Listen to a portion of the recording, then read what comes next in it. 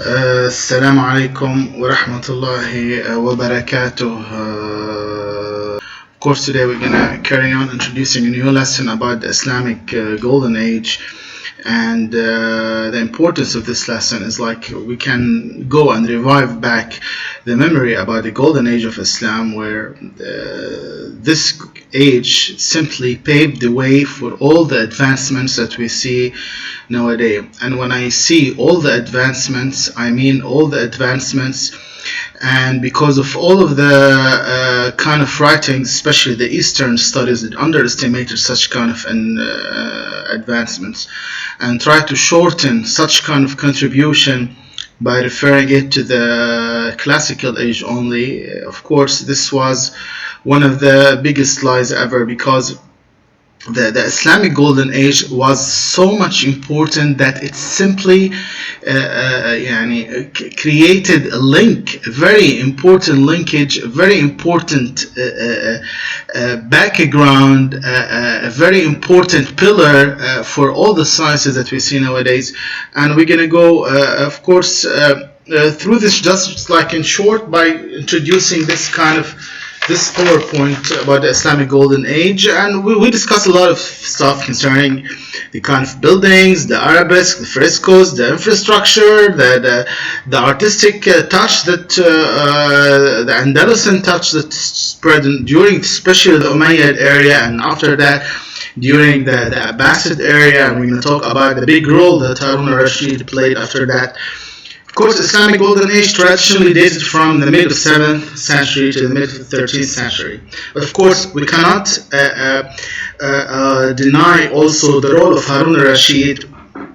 We're going to talk about this after that. Of course, the Umayyad played a very important role, especially in the buildings, the kind of buildings and arabesques and decorations that had a special kind of touch, artistic surface decorations.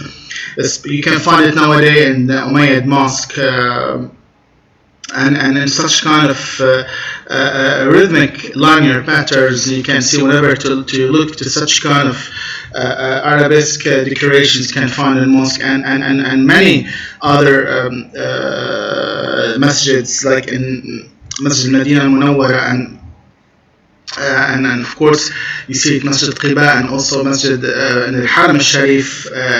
The old Umayyad arabesques are still found, can be still traced, and this is considered also part of the Golden Age concerning decoration. But technically, the great upheaval that started in the 7th century until the 13th century, this is where it started with the start of the Abbasid Empire. And of course, when we talk, we have to refer to Harun al-Rashid, because the basic step, the basic role that was done by this caliph was so much huge, because he allowed a large scope of translation. Simply, he translated all the words classical knowledge, the Greek, Roman. I say classical, I mean the Greek and Roman classical, into Arabian language. And after that, subsequently, the development of various fields started based on such kind of knowledge, paved the way for tens and tens of Arabian scholars that, of course, we don't have time to mention all of them, but we'll try our best just like to cover what we can about some of the basic inventions that enlightened the world nowadays and played a very important role in the European Industrial Revolution that happened in the late 17th, 18th century. After that, much of the Arabic-speaking world under the rule of various caliphs, Caliph Arabic, refers to a person, religious successor of Prophet Muhammad, peace be upon him. Of course, what did the Islamic Golden Age have to offer? Advancements in what? Artistry, we said, the kind of arabesque and decorations, engineering, and we're going to talk about it after that, the architecture and the kind of buildings and kind of decorations, especially after that, I want to talk about the way of mosques and castles and such kind of decoration. The poetry and the advancements that happened in poetry were simply most of the things that were done in you study in the English literature concerning metaphors, similes, poems, standards are simply taken or copy pasted simply from the the first poetic devices that started the form of poetry from centuries and centuries ago. Of course, we have philosophy. We talk about the great Ibn Rushd, and of course we have Jabir bin Hayyan. Also we have Al-Ghazali. All of those who wrote about philosophy, and they were trying to defend the concept of religion that attempts to understand philosophy, to enlighten the mind of people. Agriculture, a lot of things that happened, the kind of innovations that happened in agriculture, and like the creation of the windmills, of course, by the Arabs, and also this mechanism helped in developing agriculture. And also we have the other kind of like, for example, the development of the syringe by Ahmad al-Musalli. Ibn Musalli also is considered as one of the basic inventions at that time. Of course, we have a lot of other inventions that we are going to try to cover what we can, but we cannot deny that this period, when we talk, for example, about chemical innovations, we have to refer, and the one who invented the chemical elements and hydrochloric acid was Jabir ibn Hayyan. Also, Jabir ibn Hayyan, he was a great scholar and a great philosopher. He wrote the famous book Hayy ibn Yaqzan, that simply it talks about the same story of Tarzan, someone who was found in an island alone, and he started making the 3 emulations, all that stuff. Of course, we have to talk about the astrolabe, which has helped a lot of navigators to know the direction east-west, where former sailors used to depend on the stars, the northern star, to know the direction whenever they sail on the sea. Of course, we can't forget also the Khwarizmi, who started the algebra and algorithm theory, also by Al-Khwarizmi. And a lot of other innovations. We can also talk about the one who invented the ethanol, which is Al-Razi, Muhammad Al-Razi. And also Al-Razi, he made the chemical of the soap, the one you use it whenever you wash your hands. Also we have the kerosene lamp, the lamp that you put it inside that glass tube, you start fire. This is invented by also Razi. Razi invented the first primitive machine that's concerned about petroleum distillation, purification of crude oil petroleum. Also Muhammad ibn Razi. And also when we talk about the agriculture, we mentioned the Khwarizmi, who mentioned the first quadrant or syringe by Al-Musalli, of course. All of these are considered as innovative inventions that paved the way for the Arabian Golden Age. Also sociology, we have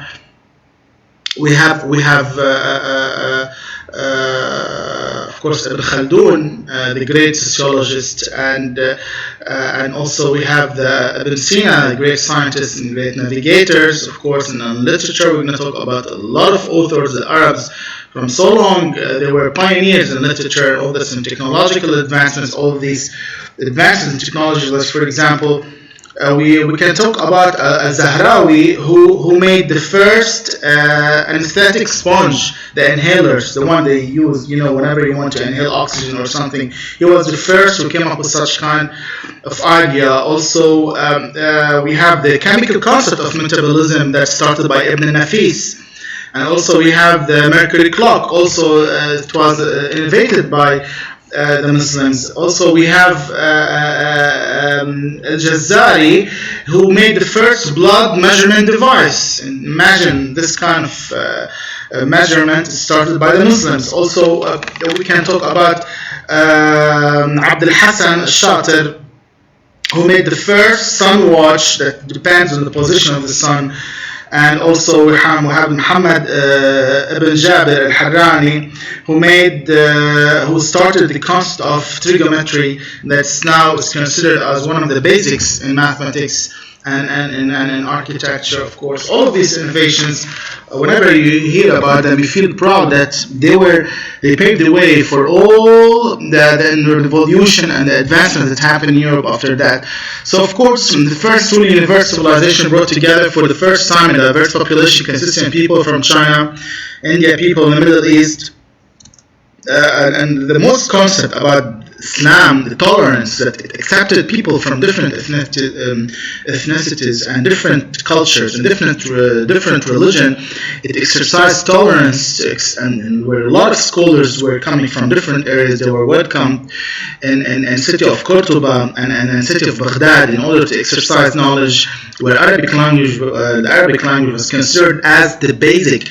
Like, for example, nowadays we are speaking English language, and we know that it's becoming more the cosmopolitan international language. At that time, the only language of knowledge and scientific language was considered as the Arabic language, where all the princes and kings in Europe, they pledged the Andalusian princes to allow their sons and children to be learning the Arabic language, because the Arabic language at that time was considered as a language of education, a language of sophistication, all that stuff. So how the Islamic Golden Age came about? Islam began in the Arabian Peninsula in the early 7th century.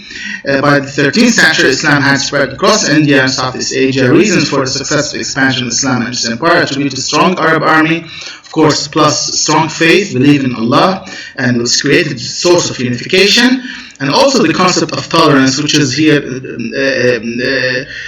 mentioned as reasonable treatment of conquered people, where no one was supposed to pay jizya, only the men who are capable, but there will be extreme tolerance and good care of the elders and the kids and all those who lost in the war in the territories that were liberated by the Muslims. Development of common language, of course. Now, religion, of course, Ephesus religion proved to be one of the biggest influence because it created a homogeneous relation between all Islamic territories and unified all the Muslim areas under one Islamic rule based on Sharia. Islamic rulers welcomed conversion of Islamic faith, and willingly, of course, the Islam spread by peaceful preaching. It wasn't forced on anyone, and then that's why the difference between the Islamic preaching and other kind of preachings that happened in the history, especially in the 16th, 17th century in Africa, where other religions were forced. Unlike the Islamic religion, it was a peaceful religion, and conversion happened by choice. Of course, cultural influence, we have being that the Islamic empire had such strong trade routes. Culture, of course, we have the Silk routes. Cultural influence considered because they controlled like the center of the world, all this area, and Constantinople, and later on after the liberation of Constantinople to become Istanbul by Abdurrahman al-Fatih, controlling the old Silk route and all that route. It's important. Science, more especially medicine, like Ibn Sina, center focus on the biggest influence, built legacies about the Greek and Roman physician scholars. Of course, as we said, the first early translations were based on classical knowledge, which was coming from the Greek and the Roman knowledge. Of course, the kind of government. So we say that the religion of Islam didn't only come to spread religion, also it came to spread rules and ethics and governmental regulations and how to rule the government, how to rule cities, how to organize the community. Of course, or we have a lot of Jews and Christians, and in fact we have a lot of Jewish scholars and Christian scholars who were welcomed to share in this larger scope of education and educational areas, like in city in Baghdad, where a lot were doing extensive researches to make more innovations. We have Hamdan ibn Ashq was a scholar during the golden age of Islam, was paid salary by the government to make a pro football player pose, established laws to favor scientific advancements. Of course, we have, as we said, the water mill and the mills. All of this in the field helped in the milling and getting more crops, new farming techniques. It's considered as a kind of technology. We talked about it.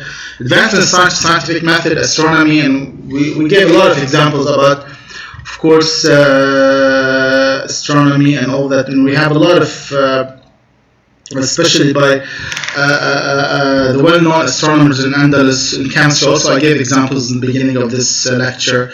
Medicine also, many other areas in science, including biology, earth, and all that stuff. Of course, we have public hospital, psychiatric hospital, public library, degree granting universities, especially in Andalus and Cordoba, where someone can get a certificate and bachelor. And all those, when you graduate in grade 12, you are wearing the same kind of costume that was started in Andalus, where all those who graduated from universities used to wear the same kind of cap and hood and all that. The same kind of costume you are wearing, you're gonna wear, inshallah, whenever you're gonna graduate. Astronomical observatory, of course. An architecture, of course, talk about until today, whenever you go to Spain, you can sense this kind of the touch and the arabesque and building of the mosques, especially that the Umayyads, who started by Abdurrahman al-Dakhil and founded the Andalusian Islamic State in Spain for more than 7 centuries. They were interested in this such kind of buildings, such kind of decorations, where the great masjids, great mosques, and influenced other Spanish mosques. Of course, now with the impact today, many technologies originate, as we said, farming techniques, vaccinations, and I gave examples about this. Islamic architecture used globally in Spain and Africa, trade influences worldwide Asia. This is just like in short about Islamic golden age. If you're going to go just like to cover the first page, book page 64, of course, now we have the 8th century marked the Islamic world with the great prosperity and development in many fields, including mathematics, natural sciences, arts, and economy. A major landmark which reflected the development was the House of Wisdom, which was located in Baghdad. The house was founded during the reign of Harun al-Rashid, as we said before in the lecture, for the purpose of translating all the world's classical knowledge into Arabic language. The translation was done by the most famous scholars who came from different cultural backgrounds. In fact, the city of Baghdad, known at the time as the City of Peace, grew to become one of the greatest because everybody was tolerated. Different people from different religions, from different ethnic backgrounds were tolerated, and most of those scholars were accepted to share in this large scope of education. And this reflects the spirit of Islam, which is the religion of peace. Grew to become one of the greatest cities in the world, especially during the Abbasid era. It was not until the rise of the Fatimids that the center of trade shifted to Cairo, because the center of their Khilafat was shifted, and the center of their rule, not Khilafat, the center of the Fatimid rule was shifted to Cairo, Egypt, and Damascus. On the other hand, became a major cultural center, administrative, economic activity. Trade by ship or camel caravans, of course, flourished in merchant travel from Morocco and the far west. And we know how such kind of caravans started a lot. We have of course, one of the great travelers like Ibn Battuta, who talked about these kinds, who was part of these caravans when he started his journey from Morocco in order to start the first pilgrimage. And I guess this is found in one of the literature books, one of the stories in present year. In grade 10, I guess you have taken or you are about to take. In the far western countries in the Caspian Sea, several products were in high demand, and they were brought overseas from countries like China, Eastern Africa, and India. This included gold slaves. This is related to the Silk Route, and the trade played a very important role in spreading Islam, spreading all these technologies, and creating a multicultural diffusion between all of these cultures, and allowed the spread of Islam. People, whenever they witnessed, the eyewitness, the tolerance of Islam, they accepted this religion, and this allowed the spread of Islam. Of course, spices, of course, it's known before as a spice trade. Other Arab countries contributed to the trade market. These included Egypt, which was rich in grain, and Iraq, which was known for linen products and dates. Architecture and architectural decoration reflect the daily growth of the Islamic nation. Different countries reached by Muslim invasion, of course. The most fancy were the palaces of the caliphs, local governors. You see it in Baghdad. Same decoration spread all over, like in Andalus and Umayyad mosques. And I told you, as I told you, whatever there's like on the Arabian infrastructure and the Arabesque, as I gave you in previous example, architectural designs reflected in the different mosques, such as the Great Mosque Cairo in Tunisia, the Great Mosque of Samarra in Iraq, the Great Mosque of Cordoba in Spain.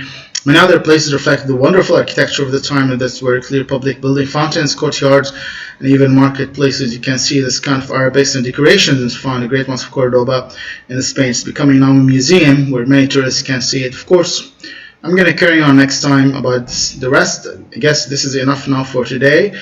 Thank you very much, freshmen. Assalamu alaikum wa rahmatullahi wa barakatuh.